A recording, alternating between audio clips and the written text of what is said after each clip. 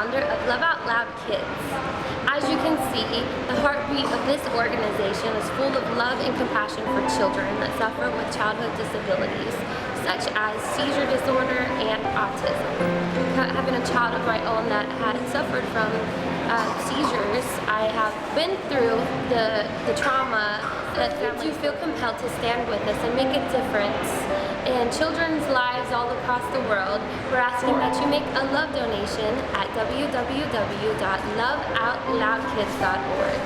That's again, www.loveoutloudkids.org. It takes people to come together to make a difference in the world, so we ask that you stand with us if you feel compelled today and make a love donation at www.loveoutloudkids.org.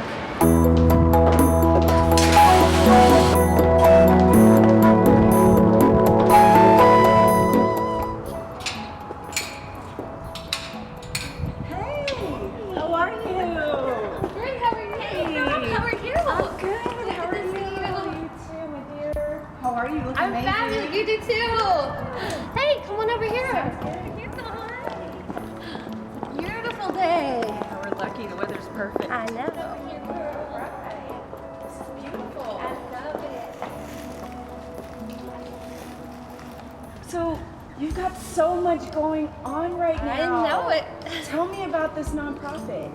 Well, it's an idea I had that's inspired by my son. When he was 2 years old, he started having seizures. And I was completely clueless about what a seizure was or anything of that sort. So I was a really strong trying to figure out answers, and just the trauma of going through watching your son seize in front of you and feeling helpless. So over the years, I've done a lot of research, and he's been almost a year seizure-free right now. And I feel everybody goes through things to help other people, go through the circumstances. And I feel there's a huge gap in the medical community, not all the time. You might have a great doctor, not saying anything bad about doctors in general, but I know that I was searching for answers and I had to find a lot of those myself. So I really want to provide assistance to families that have children with disabilities. Tons of friends that have children now with autism. So what sort of services would you hope that your foundation will provide for families who are dealing with things like you've experienced? Well, one of those, which is huge, is financial assistance. Even families that are middle income, the cost of medical treatment. Some treatments are not covered by their insurance, or even just the co-pays and meeting deductibles, and you have a family of several children. It's hard for families. So people miss work. Yes. They still have to pay bills. Exactly. Sure. Yes. And I know for me, I did a lot of alternative treatments, and that came with $100 out of pocket. So I would love to provide families with financial assistance, and also just exposing them and educating them to the different alternatives. Because I know, it took me years just finding different treatments, and one of those ended up working. So just if the family, they want to provide medical treatment, conventional, we would provide that service as well, but then we'd also be able to provide alternative treatments too. So I know one of the things you want to do through the foundation is open up a treatment center eventually. Mm-hmm. Can you tell me a little bit about that? Yes, absolutely.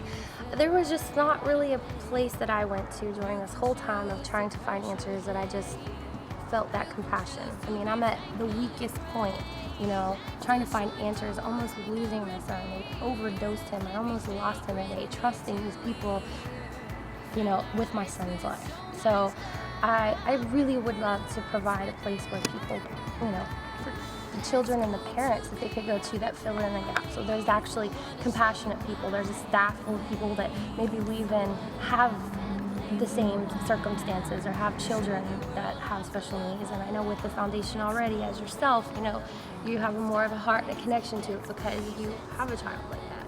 So just to be able to provide and educate them with the options, and also provide alternative treatments. And I also, with my heart being in music, we want to have music therapy as part of the program as well. So, and with autistic children, they seem to respond awesome to music therapy. So music's very powerful in so many ways, and I think it really assists with healing. And what is it about children with autism do you feel such a huge connection? Well, to be honest with you, I've made some decisions with my son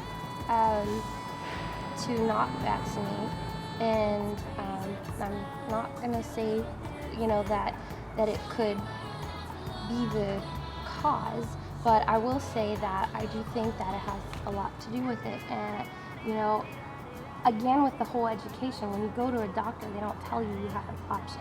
You have an option. So this whole program is to help educate. And the past few friends that I've had that have children that have developed autism have been from a side effect from a vaccine.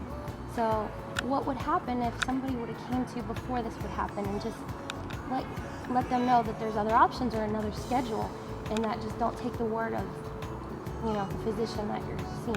This is the life of your child, and not a lot of people are speaking about it. It's a very touchy subject, and I'm not saying it's a cause, but I would Well, like it sounds to like you're saying awareness. just be informed, know what your informed. options are, Yes. and then make the best decision for your family. Absolutely. Yeah, that makes total sense. Now, I'm going to get to your music in a little bit, Yes. but first, tell me about how your little boy is doing. So you mentioned the treatment that worked Stop for that. you. Anytime you're ready. Okay, Zaya, Tic Tacs. You can smile, but don't be silly, okay? You ready? Ready? Action. Let's go to the happy place where I can show you my happy face, where I can laugh and play for a while and show the world how to love out loud.